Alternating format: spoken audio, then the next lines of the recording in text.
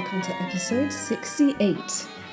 It's a day late because yesterday was the funeral of Queen Elizabeth in the UK. I'm pretty sure you'll have heard of it, and I spent the day watching it on TV and feeling a bit reflectful.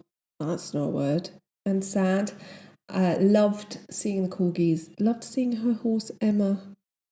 Thought the gardeners at Windsor Castle did the most beautiful thing with the flowers. If you haven't seen that, go and have a look. Whatever you think of the royals, she was a pretty incredible woman, and it's a rather sad end of an era. Although she was 96 and working a couple of days before she died, I think that's a pretty banging way to go, to be honest. I wanted to do a shout out to another podcast that I listen to. You know, it's nice when you find a new podcast and you get really excited about it, and it's nice to be in on the ground floor, but it's also lovely when you find a new favourite podcast that you're just very late to the game for, because it means there are episodes upon episodes for you to catch up on. And I'm doing that with the Morbid podcast. I've mentioned it a couple of times. I really love it. I highly recommend it. And if you haven't and you like true crimey stuff, as the name implies, go and check it out. It's two women based in Boston who are sister, niece and aunt. You'll get what I mean if you go and have a listen. But they talk about all the cases you want true crime people to talk about, and then some that you've never heard of, and they just are really hot on their research, and they make me feel like they're buddies. So if you need some new true crime buddies in your life, go and check it out. I really, really recommend it. I also watched the documentary of, I was about to say The Stranger Beside Me, which is not right, of I'll Be Gone in the Dark, which talks about, obviously, Michelle McNamara's book, I'll Be Gone in the Dark, which she wrote about the Golden State Killer, a name she coined for the perpetrator of numerous crimes. That until recently, we had no idea who he was. And Michelle writes so incredibly beautifully that even if true crime isn't your thing, well done for sticking with this podcast, but she just has such a beautiful way of writing, and unfortunately she dies before she can finish the book, and her husband and her friends that she's made in the true crime community help finish her book, and they discover who the Golden State Killer is, I think literally the night of her book launch. And that I don't know. I loved the book so much that I was really wary about watching the documentary, but it was just really well done. And it was really interesting to see the people who she'd worked with talk about her and see how respected she is in the true crime community. So if you like that kind of thing, then I really recommend it. I had no idea. I watch a lot of true crime documentaries, and I had no idea it was out. I think it's on Apple TV. You may be able to get it on YouTube. I'm not entirely sure, but it's definitely well worth a watch, especially if Golden State Killer, all that kind of thing is your jam. So I've got so embroiled in today's case that I had dreams about it last night, and I went to bed feeling quite miserable, and I woke up feeling quite miserable, and I think I've just completely got myself into this case, but I've got into this case as a sister of a sister. So brace yourselves. It's just quite emotionally traumatic, this one. It's not particularly grisly or gross, but today we're going to talk about the mysterious death of Natalie Wood. On the morning of the 29th of November, 1981, the world was shocked to hear on the news that film star Natalie Wood had been found dead, apparently from drowning and hypothermia, in Santa Catalina Bay, California. She had been on her husband Robert R.J. Wagner's boat, spending the weekend with him and her co-star from her latest film, Christopher Walken. Early reports said that Wood had been heading back to the boat after a party on the shore and was then found next to the dinghy about 200 yards from the island the next morning. But what really happened that night and in the life that led up to such a horrible end is shocking and actually far from clear. There are many people who could have helped Natalie. Her death was at best preventable, at worst murder, for which the culprit has got off scot-free for the past 40 years. Born Natasha Zarenko my Russian's not great, in San Francisco, she was the eldest of two daughters to a Russian mother, Maria Zarenko, whose family had escaped to China during the Russian Civil War. Maria had married an Armenian mechanic and they had moved to America together, had a daughter, Olga, and then divorced. Maria was deeply religious and into mysticism and often went to have her fortune told. The year before Natalie was born, Maria went to see a gypsy who told her that she would have a daughter who would be considered a great beauty, would be a star celebrated all over the world, but who would die in dark water. This prediction would dominate and haunt the lives of Natalie, her mother, and her sister Lana. Now, if someone had told me this about one of my children, I just would have put them into swimming lessons. I would make them an Olympic swimmer. But Natalie's mother instilled a complete fear of water into her eldest daughter. Maria couldn't swim herself and just kept Natalie far away from water. She never taught her to swim. And at the time of her death, Natalie could do a few strokes of doggy paddle, but that was it, and was terrified of water, especially the dark water, which is what she called the sea. And if she was required to be in water to film a scene, it basically took her days to recover. She would often phone her sister, panicking before she had to shoot the scene. And her sister would have to talk her into it. And it was a really traumatic thing for her throughout her life. Now, Natalie started acting at the age of 4.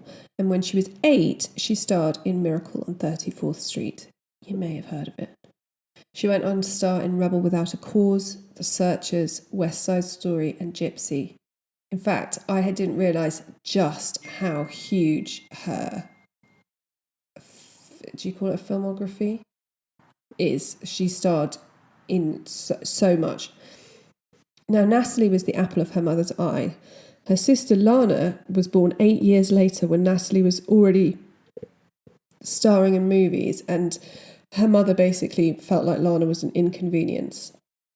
The prediction of Natalie's stardom is what drove their mother to this obsession over her eldest's career, not, as is often reported, her own failed acting career, which was not a thing.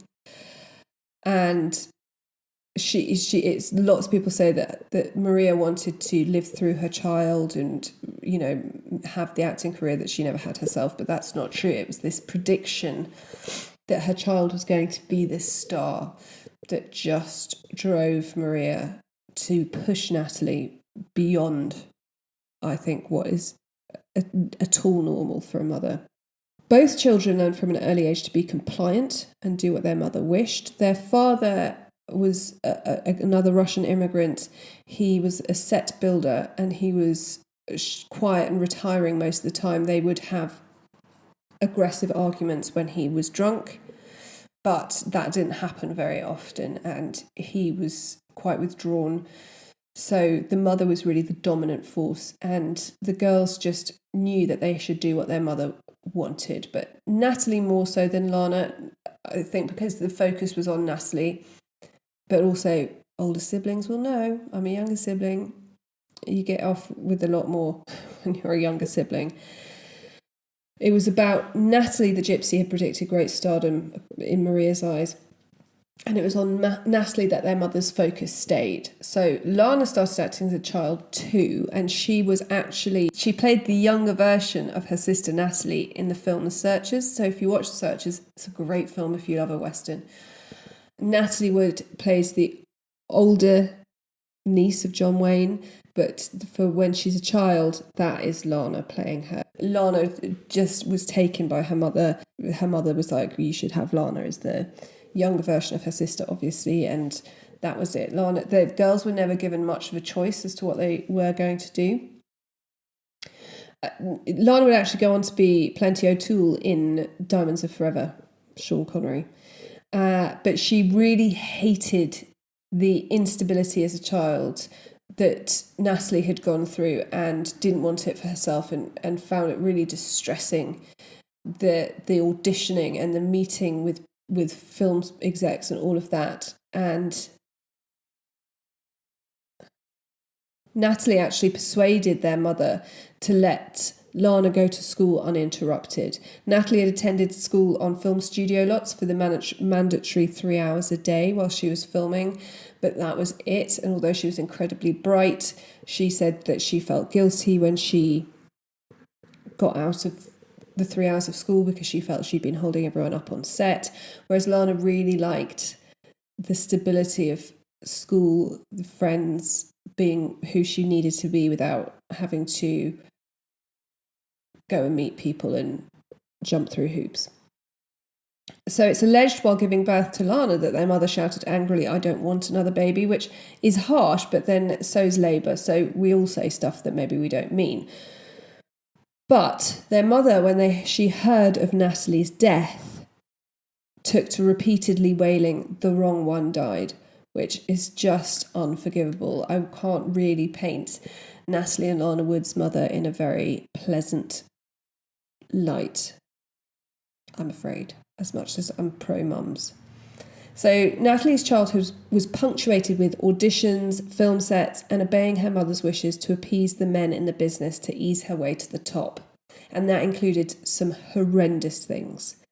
Forced to return an engagement ring from her high school sweetheart, who then tried to kill himself, which is kind of similar to what happened to Marilyn Monroe, who was forced to divorce her first husband, so she appeared to be, or so she was, more available.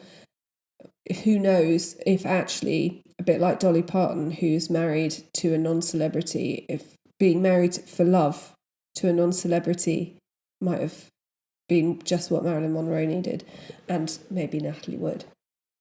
Natalie was exploited into a sexual liaison with 42-year-old director Nicholas Ray when she was 16 to prove that she could play a bad girl in Rebel Without a Cause, and allegedly she was raped by Kirk Douglas at a famous LA hotel. An attack which, according to her sister Lana, who was 8 at the time and waiting in the car outside with their mother, went on for hours. Dr. Cynthia Lucia, who has studied the alleged attack, said the rape of Natalie Wood was, from what I've understood, quite brutal and quite violent. And her mother made her get dressed up. Her sister Lana describes her as looking radiantly beautiful that night and sends her into the hotel. And when hours later Natalie comes out clearly distressed, her mother just says, "You can't damage your career by telling anyone about this. You've just got to suck it up and deal with it." When she was 19, Natalie Wood married 27-year-old John Wagner Jr., known as RJ. I couldn't think where I'd seen him, as the sight of him the sight of his face really annoys me. It annoyed me before I'd done my research on this. It makes me seethe now. But he's got one of those faces where he's just not half as attractive as he thinks he is, and it makes me want to tell him that. Sorry, but it really does. And then I realised he's number 2 in Austin Powers. You know him? Kids from the 80s and 90s. Remember Austin Powers? Number 2.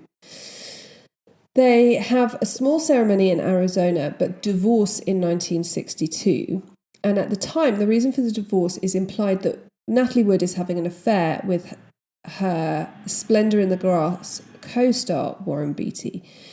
A rumour she never denies, and there's lots of sort of not Natalie bashing in the press, but all the blame is put on her. She never says anything, but it would transpire that she'd actually walked in on Wagner and his butler in flagrante, something which she just couldn't forgive, couldn't get over. And when she found them, she ran over to her family's house, hysterical, locked herself in her bedroom and took an overdose of sleeping pills, which we'll get to later. After her marriage broke up, she did date Warren Beatty, David Niven Jr. and Michael Caine. And on the 30th of June 1969, she married British producer Richard Gregson after 3 years of dating, and they had a daughter, Natasha, in November the next year. Again, I wonder if this had stuck, it would have been better. He was making a name for himself in London. She was obviously a star in LA and having to go back and forwards. He also states that already by this time she's having daily psychoanalysis, which, takes time. This is the era before Zoom, so it's sad for me that this one doesn't stick, because I feel like he really loves her. Their marriage doesn't last though, and they divorce in 1972. Now, weirdly, just before Natalie's death, Gregson has his fortune told at a friend's party, and the fortune teller stops abruptly and won't carry on, and he pushes and pushes and pushes her, and she says, someone close to you is going to die by drowning. And he didn't think anything of it at the time, but here we are. So Natalie Wood bloody well marries RJ again on July 1972, telling her sister, sometimes the devil you know is better than the devil you don't. And it's hard for me to get my head around this, because he just doesn't seem like a great person. But Natalie couldn't be on her own. She needed to have someone. She couldn't be alone at night. Again, we'll talk about that in a minute. She couldn't be alone at night. She was just in she'd had such a traumatic childhood, and so abnormal, and not any of the nurturing that children need. And I feel like quite a lot of her life is spent looking for that nurture that she never received from people that were just unable to give it to her, and maybe she was unable to accept it to a certain degree. Anyway, they get remarried and they have a daughter, Courtney, in 1974. So she's now got Natasha, who lives with her, and Courtney. And so she takes a break. She's not getting offered as many good roles as she would like, and she takes a bit of a break to raise the children. But in 1981, Natalie Wood is filming Brainstorm with up-and-coming star Christopher Walken. I just want to take a moment to say, one, I can only ever picture him as the Hessian in Sleepy Hollow, so it's really odd for me when he speaks, because I think he's just going to go, argh. And why is his hair like that? 2, why is his hair like that? What? I can't, it's vertical. It's very weird. Anyway, she is loving being back to acting, having been semi-retired, and I think she's feeling confident in her abilities again. Now, her marriage, however, is not as peachy keen as RJ would have everyone believe. She's having a career comeback. She was as beautiful as ever, and RJ, I think, is an incredibly jealous and controlling man. I think originally when they'd met, they'd been up-and-coming stars together. He was a bit older than her, so he was a bigger star. She was a child star, but that's an incredibly difficult transition to make from child star to adult star. He was an adult star. They were a kind of power couple. But by the time we're in 1981, she is having a comeback. She's doing really well. She's beautiful. She's acting with, a young up-and-coming star who everyone thinks is very attractive despite his hair issues. And I think he's pissed off. Some of Natalie's friends said that Natalie had also started talking about divorcing him again. I think he was quite controlling and grumpy, and she is a placater, but I think you can get tired of that shit. And also, I think if you've divorced someone once, you can do it again. By November 1981, Brainstorm was being filmed in Culver City, California, and Wood invited Walken to spend the weekend with her and RJ on his boat, Splendor. And they were sailing to Santa Catalina Island. Now, it looks like she maybe didn't run this past RJ much before Walken turned up and just walked onto the boat, or if she did at all. And RJ was pissed off.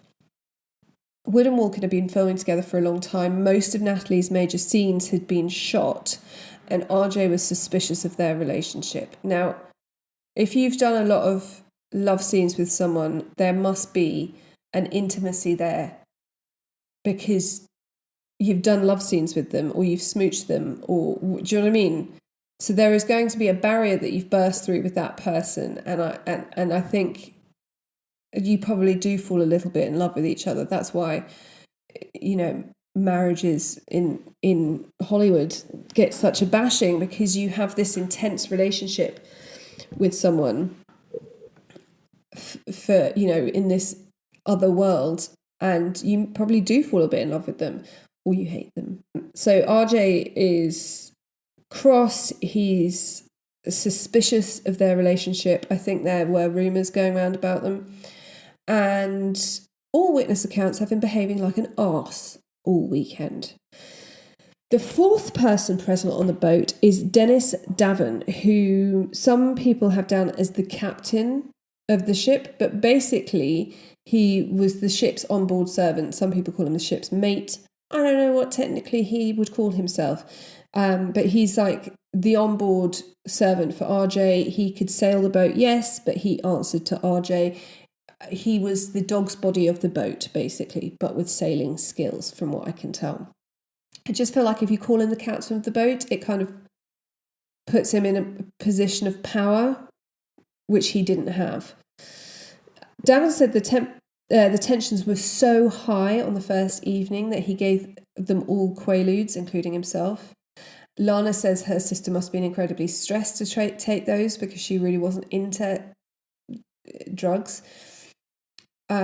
Also, to have drunk as much as she did that weekend, because again, she wasn't much of a drinker.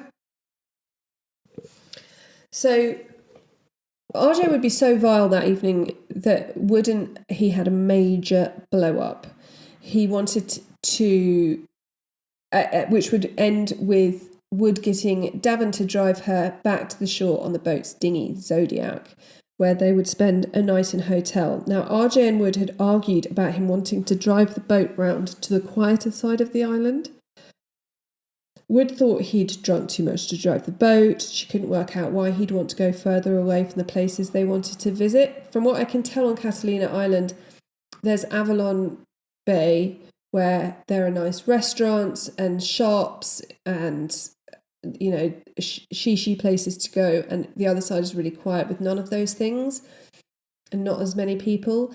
And yeah, I guess he could say that he wanted to go round to avoid so many people. But if you're there to go out for dinners and have a nice time, why would you go further away from the dinners and the nice time?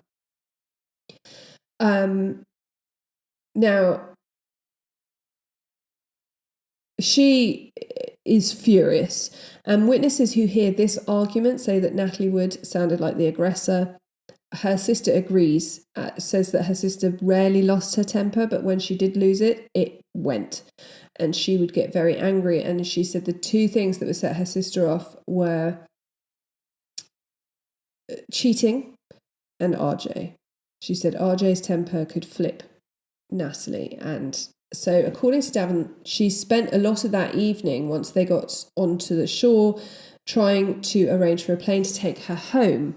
And he said that he thinks that she was so angry that if she'd managed to get home the next morning, she would have divorced him straight away. Now, there's a lot of controversy because she booked 2 hotel rooms, but only one was used. But we know that she couldn't be alone at night. So I genuinely think that nothing happened between her and Davin. I think he literally just probably had to, either she was ranting and raving and angry and trying to book a plane to get her out of there, or, you know, he had to hang out and read a magazine while she slept because she cannot be on her own. Now, the next morning, she's calmed down and she gets Davin to take her back onto the boat where she makes a nice breakfast. And Christopher Walken, the rare time that he talks about this, says, you know, the next morning he wakes up and the sun is shining and Natalie's there making everyone breakfast. Now, I'm going to go through the facts from this minute on, and then we're going to go through the theories in a minute. So just so you can get a picture of the layout of the Splendor, in the bottom deck of the boat, you have bedrooms at the front. I believe there are 2 bedrooms at the front. So one was for Davin, one was for Christopher Walken. And then you have the stateroom, the big main bedroom at the back, which doors that open onto a deck at the back of the boat, and the dinghy is then tied off the back of the boat. Above the stateroom is the saloon, I'm going to call it, where, you know, the interior seating area of the boat, and in front of that, above the other 2 bedrooms, is the bit where you did all the steering. Some people might call it the bridge, but that doesn't make sense to me.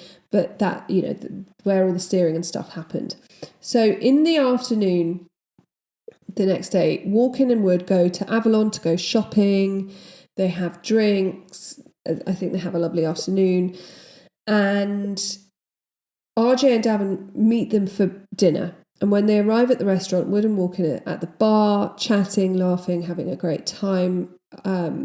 I think all eyes are on them because she's so beautiful and he's a star. And RJ just is furious about this. Now, they get seated at their table and he has a massive tantrum that there's no wine that he wants to drink on the wine list. And Natalie looks really embarrassed and she says, well, if you don't like any of the wine here, why don't you just go back to the Splendor and get some wine from there that you like. So he and Davin go back. They get on the Zodiac and they go back to the Splendor and come back with 2 bottles of wine, which they drink. And they are being sent numerous bottles of champagne by other diners and they drink those as well. And by the time they leave, they're drunk enough that the manager of the hotel calls the harbour master to say they're on their way back to the Zodiac. You need to just keep an eye on them because they're all really pissed up. Now, they get in the Zodiac, get back to the Splendor, and then drink more wine.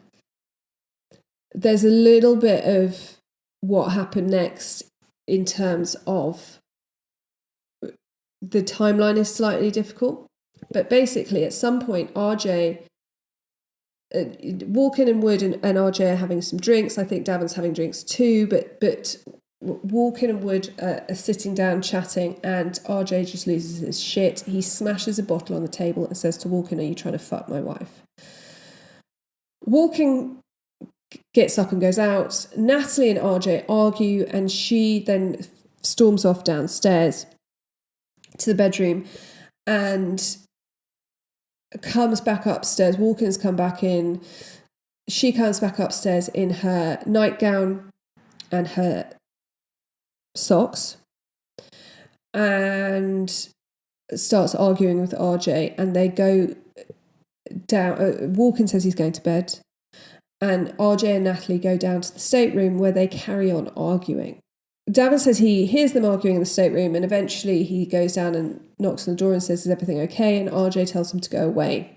He then hears them arguing on the back of the boat. So remember, there are double doors out of the stateroom onto the back deck of the boat. And he hears them arguing and then there's silence. RJ then comes to Davin and says, Natalie's gone. Davin asks where, and RJ said he went down to their room. but she wasn't in there anymore, and he'd gone to look for her on deck and she wasn't there either, and he said to Davin he should go and look in all the rooms downstairs. And when Davin does this and returns, RJ says, oh, the dinghy's gone. So she's obviously gone to shore. Now Davin wants to put on the searchlights and check with the harbour master and start looking for her. Because obviously if she is in the dinghy, it's bright yellow. I think he just was like, well, can I just look and see? Because he knows about Natalie's fear of water. So to him, he was like, I just want to look. RJ says you're not to switch on the searchlights. You're not to call the harbour master. Let's just wait. She'll come back. RJ then opens a bottle of whiskey and pours them both a drink. An hour and a half later, RJ reluctantly calls the harbour master, who tells him that he must call the Coast Guard and the Sheriff's Department, and the search for Natalie Wood and the missing dinghy begins. Just after 7 a.m, Natalie Wood's body is found near the dinghy and pulled ashore by Coast Guard Roger Smith. He notes that her fingers are still flexible when he removed her rings and her eyes were open. When RJ finds out they found the body, he is upset, but he sends Dennis Davin to identify her, and he is taken away with Christopher Walken in a police helicopter. Now, RJ is interviewed by the police, barely. It could be for as little as 6 minutes. It's very badly logged.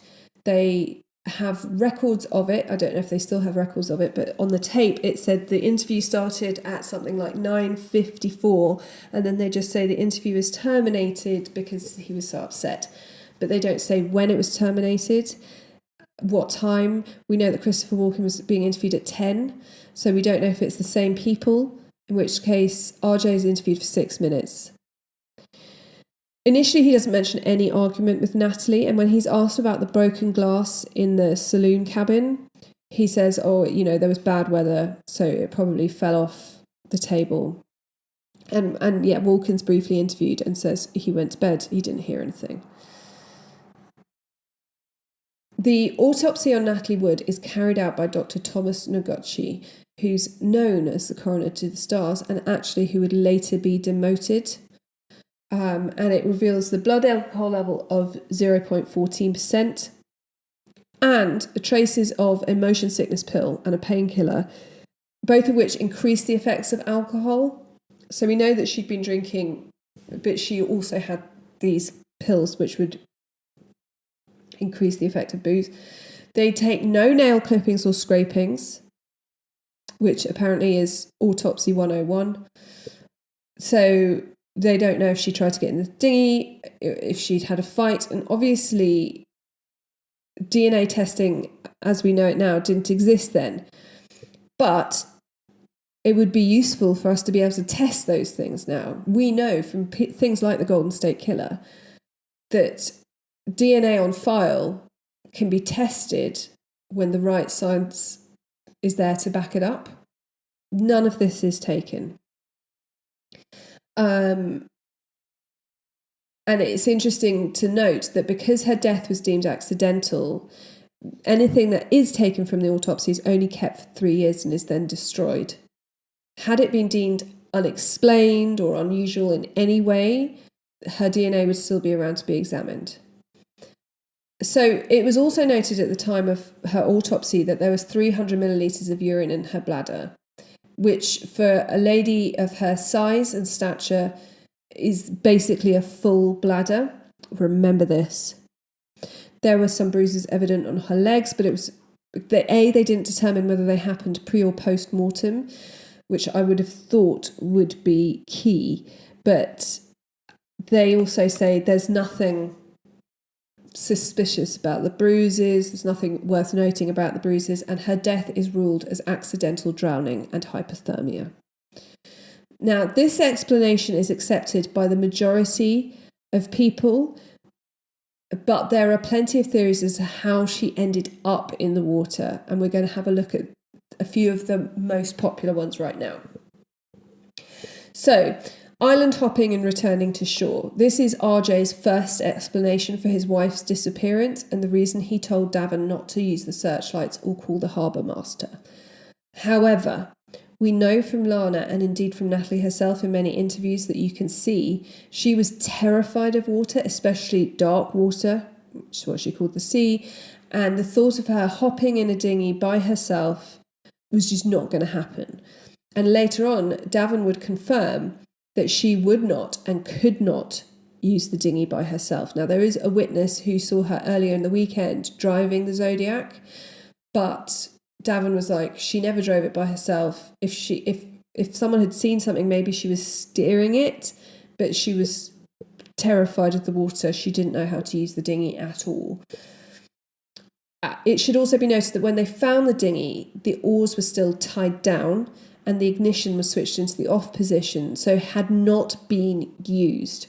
It had arrived where it had arrived by drifting, not by someone taking it somewhere and then it drifting.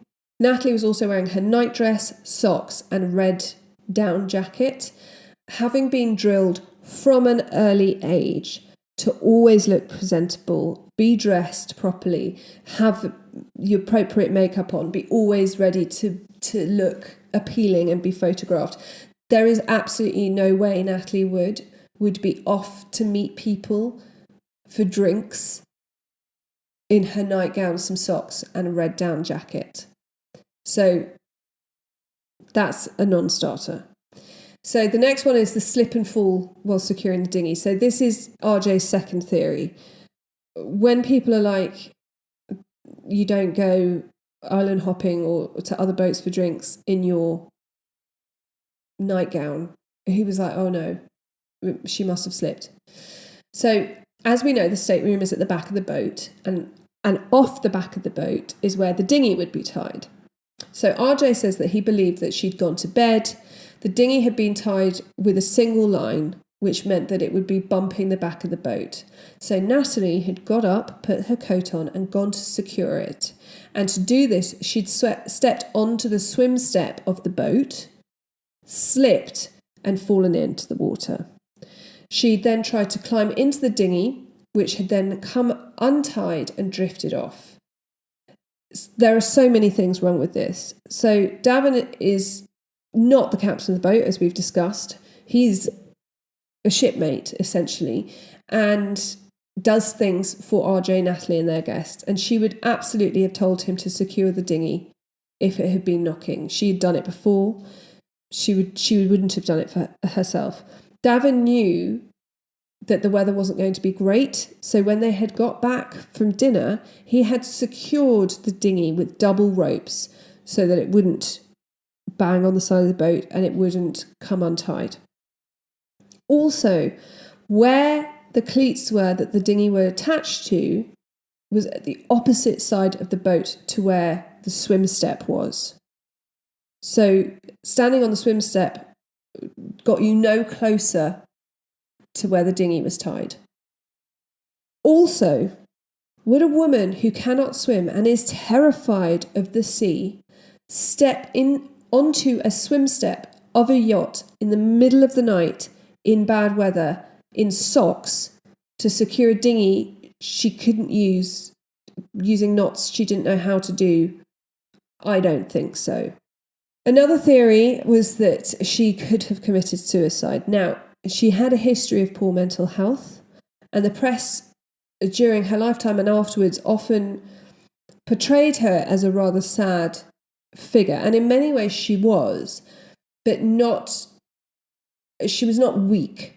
In fact, she was incredibly tough about a lot of things. Now, there is a precedent. She had attempted to take her life twice before.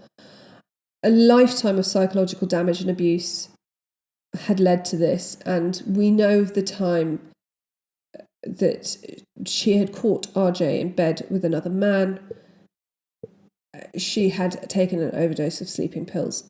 Now, she also had what people have called an addiction to psychoanalysis, which she went to every day, and a fear of being alone at night. She just hated being alone. So when she found RJ with the butler, she went to her family home, she took a load of sleeping pills, and luckily her family got her home in time. Remember, she was about 21.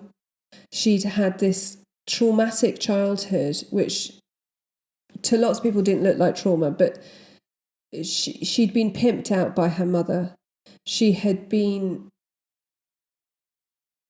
driven to work excruciatingly hard, which she loved, but it's still not a great way to bring up a child, especially if they are not getting the nurturing side that children need. So when she found RJ in bed with another man, she found cheating unforgivable. We know that from her sister. And at the time, homosexuality was frowned upon and shocking. And finding your partner in bed with anyone is going to be shocking. But in the 60s, when you're 21, finding your husband who you idolize in bed with another man must have, been incredibly shocking for her. But note that she had attempted suicide, I believe, both times with sleeping pills, which is quite a female way to go about it. It's quite a passive way to go about it. It is not at all the same as throwing yourself in the cold November sea at night when you can't swim, when you've had a lifelong fear of water. So I don't think anyone who knew her thought that this could be an option. Now, Lana Wood states that she was never given a straight answer about what happened to her sister that night, and for decades it traumatized her, but she kept her head down, focusing on her family and trying to negotiate life while having been blacklisted allegedly from her production work that she was passionate about by RJ, and having to deal with her mother's dementia. Lana is not the only one suspicious, though. And these suspicions build, and books are published, and people eventually go to the police, and more information comes out until the case is reopened in 2011. Now, Dennis Davin publicly stated that he had lied to the police after Wood's death, having withheld the information that Wagner and Wood had been fighting, and that Wagner had told him not to use the searchlights or notify the authorities for 2.5 hours after Natalie goes missing. He said he'd seen the dinghy last with RJ near it. He'd heard the dinghy hit the water just after the argument stopped, and RJ was sweating like he'd been in a struggle. And he also said the last thing he heard RJ say to Natalie was, "Get off my fucking boat." Witnesses had come forward who had heard a man and woman arguing from neighbouring boats. And in fact, Davin said the argument had got so loud that at one point he'd put on the radio to try and cover it up, and I guess to give himself some space from it, because you don't want to be accused of eavesdropping, but if people are fighting, you're on a boat, there's nowhere for you to go. It's a really awkward position. And he also admitted that he heard banging in the stateroom as if the fight had turned physical, and that's what made him go down to ask if everything was okay. There's no way that Christopher Walken slept through all of this as he said he had. Now, when friends hear about this, they don't have any evidence that RJ has ever been violent towards his wife, and they sort of think, well, he'd never been violent before. Why would he suddenly turn violent now? However, a witness would come forward saying that his family had been neighbours with Natalie Wood and RJ in the 1960s when they were first married. And in 1960, Natalie Wood had turned up on the doorstep. The witness was 12 at the time, banging on the door in the middle of the night and saying, help me, he's going to kill me." She came into their house wearing a white sweater with what looked like it was stained with red wine, denied needing any medical attention. The witness's father went outside and saw RJ on the lawn. He said he appeared to be drunk, and the father said that Natalie was okay, but she was going to be staying with them. RJ didn't ask if she was okay or anything. He just went home. Natalie didn't feel safe enough to go home until the next morning. Now, though this obviously doesn't prove anything that happened in their second marriage or that night on the Splendor, it does prove that there was at least one incident of physical violence in their relationship. And as many people know all too well, physical abuse in a relationship is rarely an isolated incident. Another witness, Marilyn Wayne, came forward saying that just after 11 p.m, she and her boyfriend had heard a woman screaming for help during the night, and then a man saying, "Yeah, we're going to help you," in a really sarcastic way. Marilyn was so concerned by what she'd heard that she initially wanted to get into the water in their dinghy, but her boyfriend persuaded her it was too dangerous, and so she called the sheriff's department and left 3 or 4 messages with them before she got a call back. 3 days after Natalie's death, Wayne, who's a stockbroker, received a note in her box at work that read, "If you value your life, keep quiet about what you know." I want to state that Walken hired a lawyer when the case was reopened and cooperated with the police and has never been considered a suspect. The thing about Walken is that he doesn't talk about it as much as we would like him to, and I get it. I think he knows more than he originally stated to the police. He told them what he really knew in 2011 or 2012 when the case was reopened, when they spoke to him, and they are happy with that. And what's just frustrating is that we as the public don't know, and as annoying as that is, he has every right to his privacy, and for whatever reason he perhaps withheld some information in the initial investigation.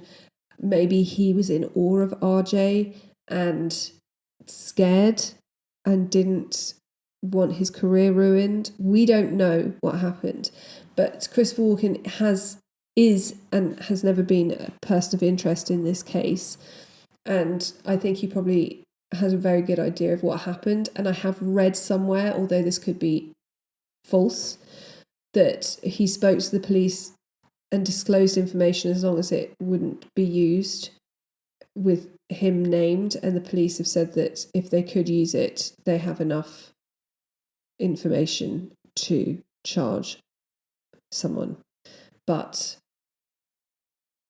they don't. But Christopher Walken, so he has cooperated fully with the police every time. Now, a friend of Walken said he heard that Walken has said to him that he had a fight between RJ and Wood, and that RJ pushed her off the boat. Make of that what you will. That is a game of telephone. Now, in 2012, Wood's death certificate was amended with cause of death changed from accidental drowning and hypothermia to drowning and other undetermined factors. And they had a complete relook at her autopsy report.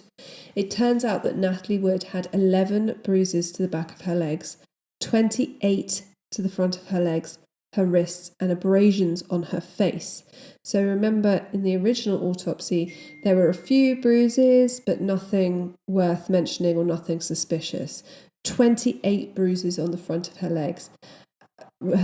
On her wrists, a policeman who has looked at these pictures on behalf of Lana Wood, who understandably didn't want to look at them herself, said that he believes one of the bruises on her arm is a hand mark. What I don't know is if she'd fallen into the water and drowned, where did these bruises come from? I don't know how bruising works after death, because obviously when your heart is not pumping, there's no blood to get anywhere, but does it pool in a particular way? I don't know about that. But police have stated that they believe she could have been assaulted before she drowned. And Davin then said that he'd heard thumping in their room whilst the argument was going on. So many now believe that the fight got physical and the abrasions to the face were enough to knock her unconscious. Catherine Feinstein was given access to Natalie Wood's murder book. She is basically, if you want to read more on Natalie Wood. I'll give my sources at the end, but Christine Feinstein's sort of the definitive Natalie Wood biographer, I would say. So go and look for her book. So a murder book is the official record of a homicide investigation. That's what they call it in the US. And she's given access to it. And in it, she finds information as to what really happened on the last weekend of Natalie Wood's life.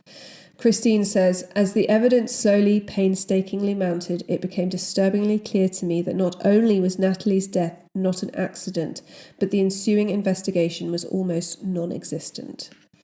So Feinstein speaks to Dr. Michael Franco, who at the time of Wood's autopsy was a volunteer intern and was therefore not listed as the coroner's employee and never questioned.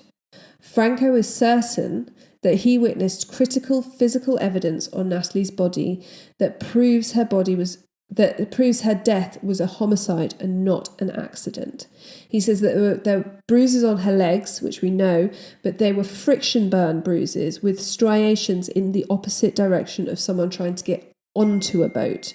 He says it looks more that she had been forcefully pushed or pulled off something, not on.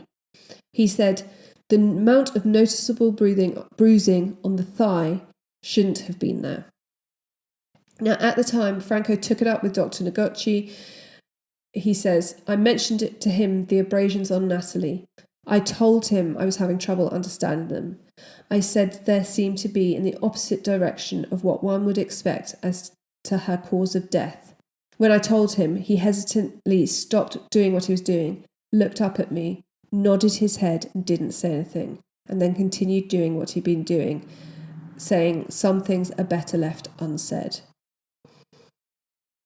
From what Franco saw, he believes that she'd been pushed off something that she'd been holding on to. It was not a simple drowning. He goes as far as to say that it would fit with her trying to get onto the dinghy and someone pushing hard to keep her off.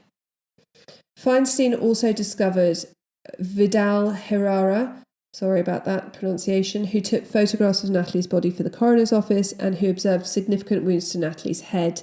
Police officer Ralph Hernandez says who'd seen the original photos again, and he looks at them for Lana and says that her head wounds are troubling and may indicate that she was in a violent fight and was pushed or tossed into the water while unconscious, which leads us to the full bladder. For someone unable to swim with a deep fear of water, falling in would be incredibly frightening. But there's also something called cold water shock, which is just as it sounds, the human body's shock response to water colder than normal. And one of these that is incredibly common is emptying the bladder as soon as you hit the water. We know that her bladder was full when she was found, which leads many to believe that she must therefore have already been unconscious when she hits the water. Cause of death is definitely drowning, but that can obviously still happen when you're unconscious. So one question I have is, we know that she had her eyes open when she was found. So how would that fit with this theory? Would she maybe have come round in the last seconds in the water? It would also make sense that the witnesses had heard her calling for help, which perhaps she did just before he knocked her unconscious. She's trying to hold onto the boat to stop RJ from pushing her into the water, and maybe he smacks her on the side of the head. But it makes it even more unforgivable that there are two other men on board who hear this and do nothing. The statute of limitations has run out on the death of Natalie Wood, except for first-degree murder, and for that they'd need actual evidence, or what Lana Wood calls a smoking gun, that she's been pushed deliberately into the water with, I guess, malice aforethought, and by whom. And yeah, as Lana Wood says, they need a smoking gun. Wood was buried in Westwood Village Memorial Park Cemetery in Los Angeles. Representatives of international media, photographers and members of the public tried to attend her funeral but were kept outside the cemetery walls. Among the celebrities who attended were Frank Sinatra, Elizabeth Taylor, Fred Astaire, Rock Hudson, David Niven, Gregory Peck, Gene Kelly and Laurence Olivier, who flew from London in order to attend the service. What's so distressing about the death of Natalie Wood, apart from the fact that it's murder, the main person of interest who's been declared by the police a person of interest, is 91 and choosing not to speak to the police, which is lovely for him. Imagine being declared a person of interest in a murder and refusing to talk to the police about it. It's upsetting that she spent the whole of her life doing as she was told, making people happy and not rocking the boat. Protective is a word that comes up a lot when people talk about Natalie Wood. And there she was on a boat on dark water with 3 men, and not one of them protected her. And that is the story of the mysterious death of Natalie Wood. Make of that what you will. As far as I know, RJ is still a person of interest in the case. Obviously, it was reopened in 2012, 10 years ago. He's still a person of interest. He's 91. So how much more time we have for him to be spoken to about this, I don't know. I can't imagine that someone with less money and less influence would have the luxury of refusing to talk to police if they were a person of interest in a murder. But there we are. I'm not sure that we'll ever know what happened to Natalie Wood. My sources I used today were Little Sister, my investigation into the mysterious death of Natalie Wood by Lana Wood, Wikipedia, obviously, a Vanity Fair article by Suzanne Feinstead, the British Newspaper Archive, and loads more. I don't like Dr. Oz, but he has a very interesting YouTube episode on the new evidence, because he has a model of the boat, and for me it was really hard to picture. I've never been on a boat like that. It was just really hard for me to picture where everything was, and then once I saw that, it was really helpful. As always, I'll share images on social media. You can come and find us at The Monday Night Revue on Instagram, TikTok and Facebook. I will bloody love you if you come over and join Patreon. You can either just join for £1 a month and get everything ad-free, or there are other tiers which give you access to mini episodes and articles, and when I eventually get my arse in gear, you will get 10% off any merch and a pre-order of any merch. And I want to hear from you. I want your Halloween episode spooky stories from anything that's happened to you, anything that you've experienced, spooky happenings. Did you accidentally have a cup of coffee with a murderer? That kind of thing. Send them in to themondaynightrevue@gmail.com. All the links and information will be in the show notes. And until next time, be kind, stay safe, and always check the back seat before you drive.